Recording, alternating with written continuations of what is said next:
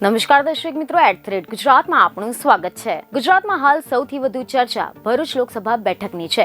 ભરૂચનું રાજકારણ અનેક વખત વસાવા વર્સેસ વસાવાના યુદ્ધના કારણે ગરમાતું હોય છે, જેમાં મનસુખ વસાવા તેમજ ચેતર વસાવા દ્વારા આપવામાં આવતા નિવેદનને કારણે આની ચર્ચાઓ થતી હોય છે। અને હાલમાં આમ આદમી પાર્ટીના ધારાસભ્ય ચેતર વસાવા જેલવાસ પૂર્ણ કરીને ફરી એકવાર મેદાને આવી ગયા છે અને આવતાની સાથે જ ભાજપ સાંસદ મનસુખ વસાવા તેમજ ભાજપ સરકાર પર આકરા પ્રહારો પણ શરૂ કરી નાખ્યા છે, જેમાં હવે ચેતર વસાવાએ મીડિયા સમક્ષ એવું કહી દીધું છે કે મનસુખભાઈથી સૂકો પાપડ પણ નથી ભાંગતો। મનસુખભાઈ હશે કે બીજો કોઈ પણ હશે, અમે લોકસભામાં એમને હરાવીને અને લોકસભા જીતવાના છે।